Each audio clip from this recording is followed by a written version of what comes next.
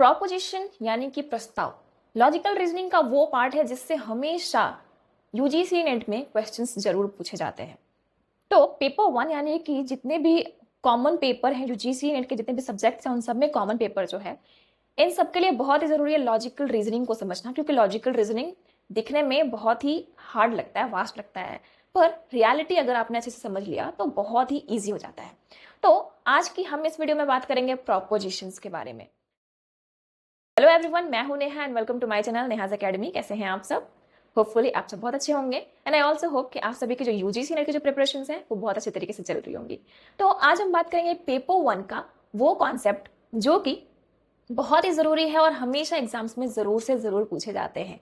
तो ये टॉपिक है प्रोपोजिशन का और ये हम कवर कर रहे हैं वन डे वन कॉन्सेप्ट में, जो कि मैं आपके लिए सीरीज लेकर आ रही हूँ ताकि आप इसमें जो भी आपके कॉन्सेप्ट जो कि क्लियर नहीं हो पाते, बहुत सारे कॉन्सेप्ट ऐसे हैं जो कि बहुत ही डिफिकल्ट होते हैं लोगों को समझने के लिए, तो वो सारे कॉन्सेप्ट मैं लेकर आ रही हूँ आपके लिए वन डे वन कॉन्सेप्ट में, जिसमें आज हम बात करेंगे पेपर 1 के लॉजिकल रीजनिंग का एक कॉन्सेप्ट जिसका नाम है प्रोपोजिशन। तो प्रोपोजिशन यानी कि प्रस्ताव, और इसमें क्या क्या चीजें शामिल होती हैं और इससे कैसे क्वेश्चंस आते हैं, ये सारी चीजें बात करेंगे हम आज की इस वीडियो में। तो वीडियो में लास्ट तक जरूर बने रहिएगा एंड अगर अभी तक आपने मेरे चैनल को सब्सक्राइब नहीं किया तो प्लीज कर लीजिए, बेल आइकन को भी जरूर प्रेस कर लीजिए एंड कमेंट में जरूर बताइएगा कि आप सभी को मेरी ये वीडियोस कैसी लगी। तो चलिए बिना किसी देरी के शुरू कर लेंगे हमारी ये क्लास।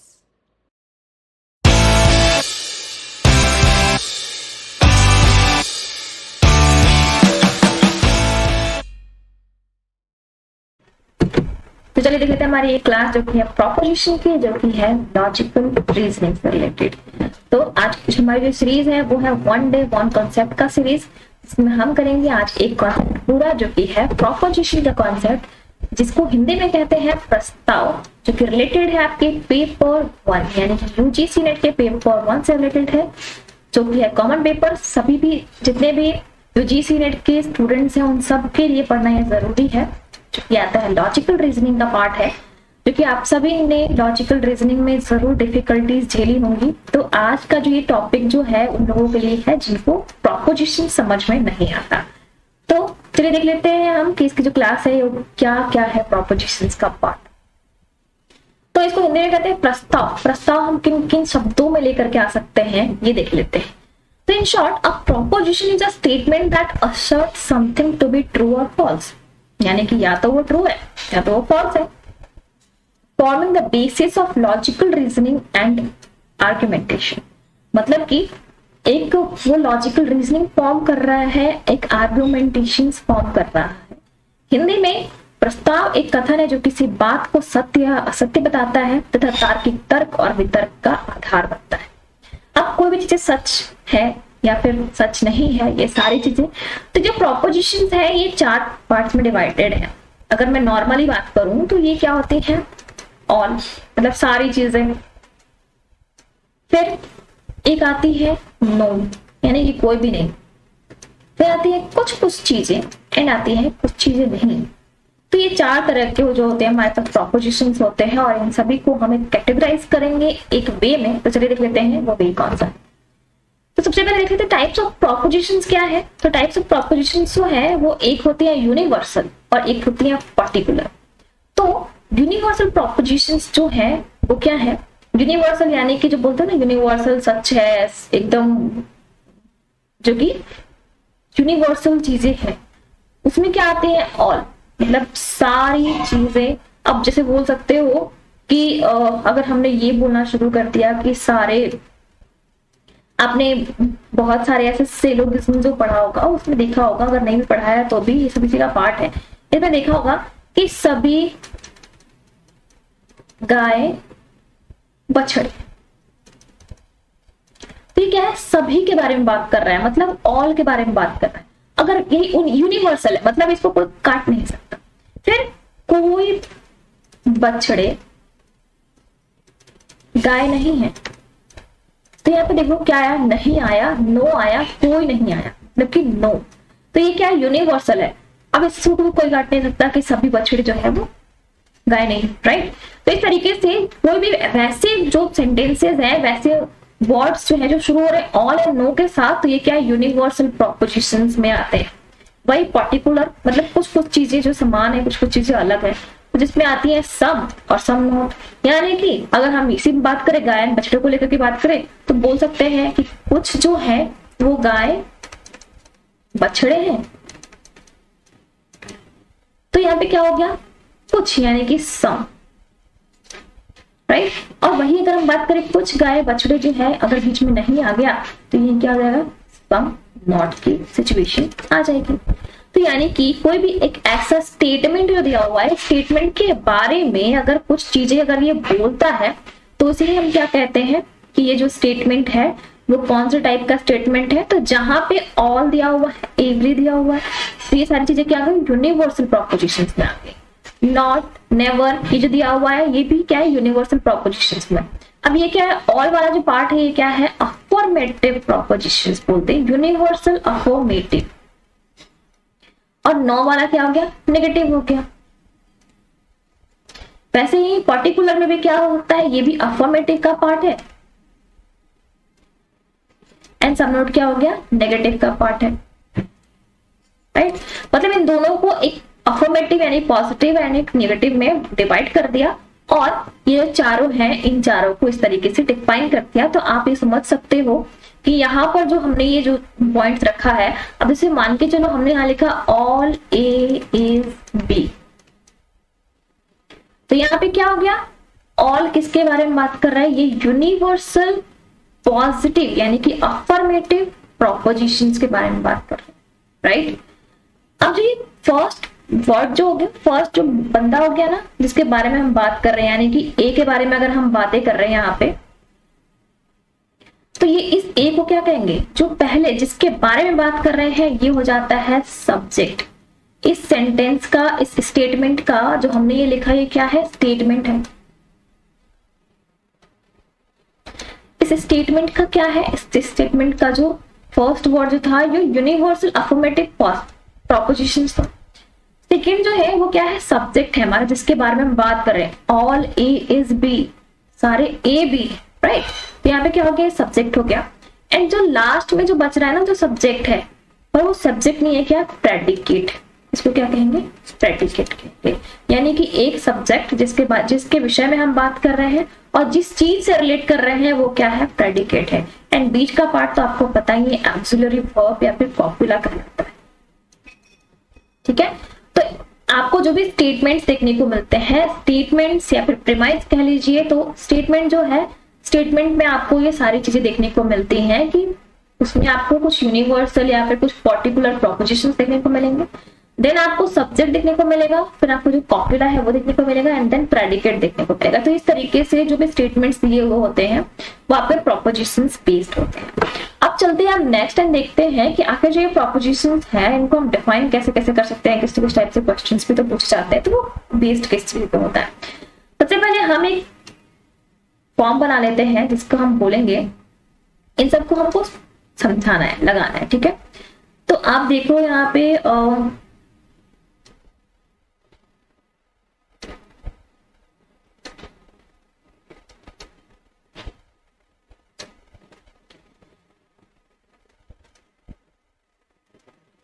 तो ये जो है यहाँ पर सबसे पहले हम लिखेंगे ए। आपने देखा होगा वॉवेल्स के बारे में तो सुना ही होगा, राइट। तो ये हम वॉवेल की तरह इसको क्या करेंगे, यहाँ पे लिखा देंगे। अब ए इज इक्वल टू क्या होता है, ऑल। ई यानी कि एम्प्टी बोल सकते हो इसको। अब एम्प्टी क्या मतलब, no, right. I is equal to some and O is equal to some not, ठीक है।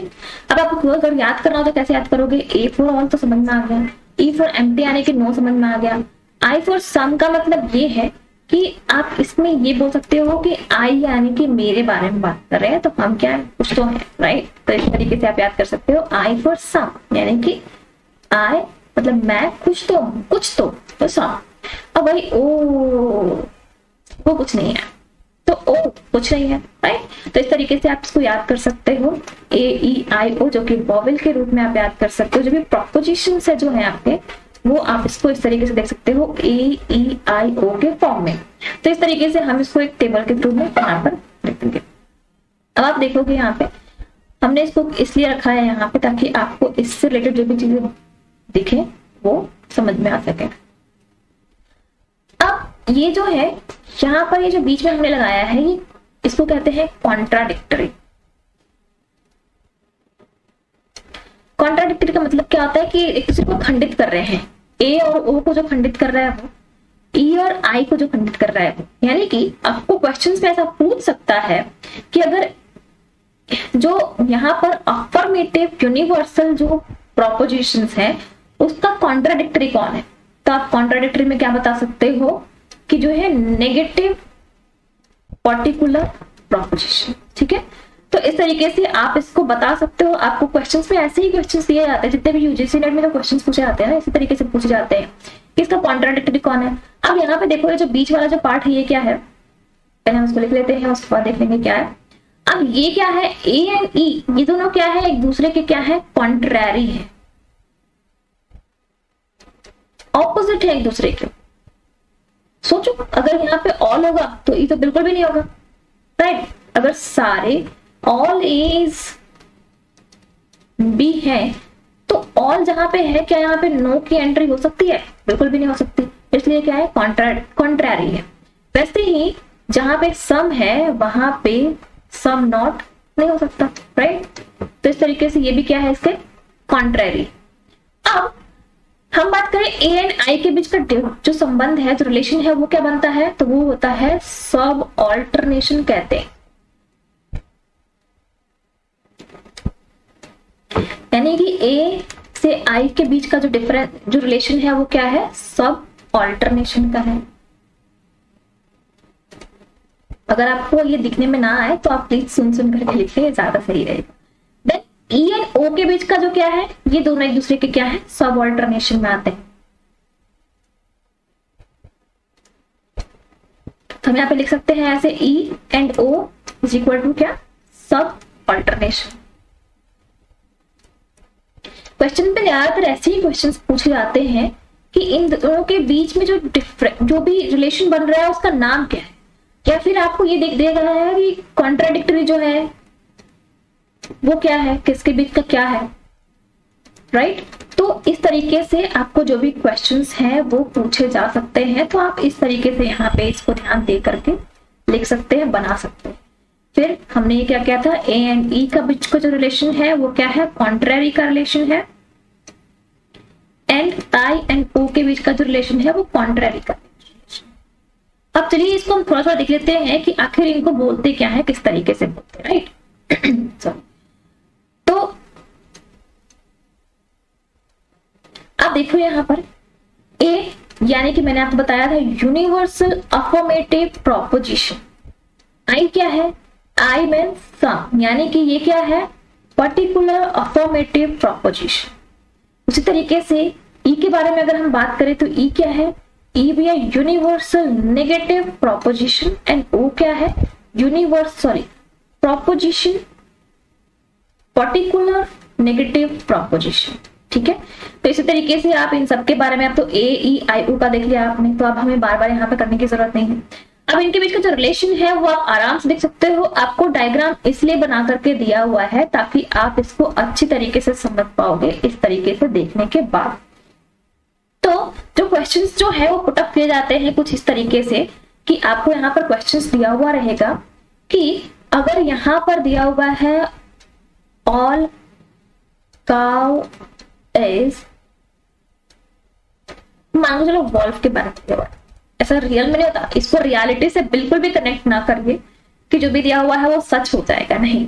ये यहाँ पे आपको एक स्टेटमेंट दिया हुआ है, स्टेटमेंट है ये, ठीक है।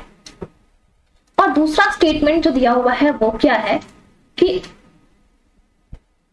ऑल वॉल्फ इज, कुछ भी ले सकते हैं हम, मान लो एस्टेट, ठीक है। तो हमने यहाँ पर दो स्टेटमेंट ले लिए, ठीक है। अब आपको देखना ये है, अगर पूछेगा ये कि बताओ, यहाँ पर सारे ऑल ही हो गए ना, तो हमें यहाँ पर कर देना चाहिए, वेट अ मिनट, यहाँ पे हमें कुछ अलग कर देना चाहिए, राइट। तभी तुम्हें समझ में आएगा कि हमें जो करना है वो क्या है। यहाँ पर लिखेंगे सम वॉल्फ इज नॉट एन क्या लिखा हुआ है यहाँ पर, अब हमें आई थिंक इसका भी नाम थोड़ा सा चेंज कर देना चाहिए।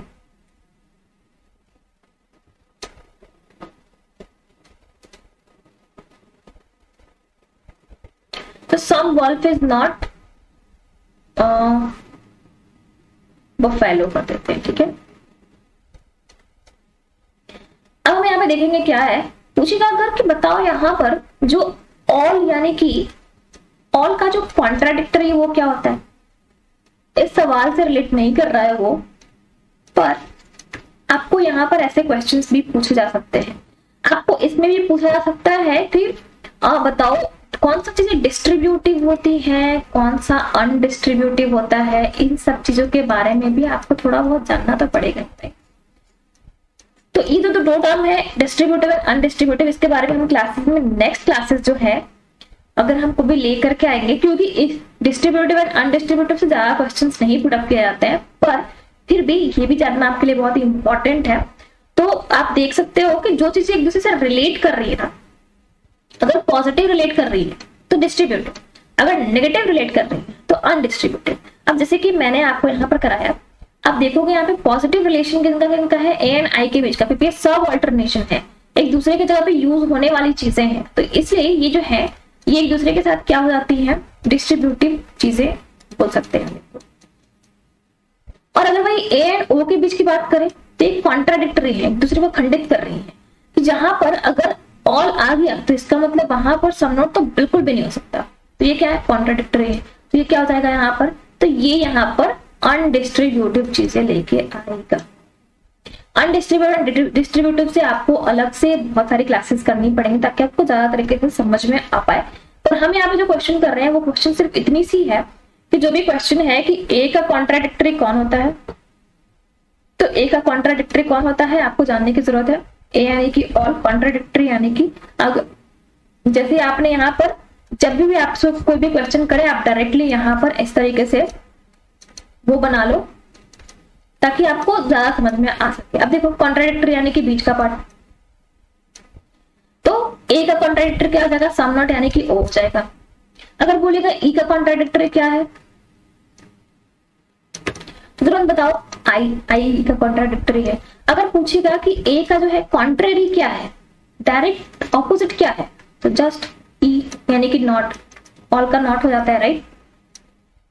अगर वैसे ही क्वेश्चन में पूछे कि आई का जो कॉन्ट्रेरी है वो क्या है, तो सम का क्या हो जाएगा, सम नॉट यानी कि ओ, राइट। उसी तरीके से अगर पूछे कि सब ऑल्टरनेशन क्या है, तो ए का सब ऑल्टरनेशन क्या है, आई, एंड ई का जो सब ऑल्टरनेशन क्या है, ओ। तो इस तरीके से आपको क्वेश्चंस जो है वो ज्यादातर पूछे जाते हैं। होपफुली आपको कॉन्ट्रेरी, कॉन्ट्राडिक्टरी एंड सब ऑल्टरनेशन ये सारी चीजें समझ में आई होंगी। एंड जो प्रोपोजिशंस जो मैंने आपको बताया है यहाँ पर कि ये जो 4 तरीके जो प्रोपोजिशंस हैं ये सब कौन कौन से आते हैं, यूनिवर्सल प्रोपोजिशंस में अफर्मेटिव एंड नेगेटिव कौन कौन सा होता है, पर्टिकुलर में कौन कौन सा आता है, सारी चीजें जो है आपको स्टेटमेंट्स में जरूर दी जाती हैं। एंड स्टेटमेंट देने के बाद आपको पूछा जाता है कि बताओ अगर यहाँ पे ऑल ए बी है तो ये कौन सा चीज है, कौन सा क्वेश्चन है। तो क्वेश्चन के ऑप्शंस आपको दिए रहेंगे कि universal propositions, affirmative universal propositions, negative particular propositions, particular propositions affirmative का, ये सारे 4 ऑप्शंस दिए जाएंगे और उनमें से आपको पूछा जाएगा कि बताओ ये क्या है। तो आप यहाँ पर डायरेक्टली ऐसे ही टिक लगा सकते हो और आपको 2 मार्क्स आसानी से मिल जाएंगे। तो होपफुली आपको ये सारी चीजें समझ में आई होंगी कि जो भी प्रोपोजिशन का पार्ट है वो किस तरीके का है। तो अगर वीडियो अच्छी लगी हो तो वीडियो को लाइक, चैनल को सब्सक्राइब एंड बेल आइकन को प्रेस करना जरूर। और thank you so much for watching the video. आगे आप ऐसे ही बने रहिए हमारे वीडियो में ताकि आपको नई नई इंफॉर्मेटिव कॉन्सेप्ट्स एंड नई नई चीजें मिलती रहे। So thank you so much, wish you very all the best for your preparations.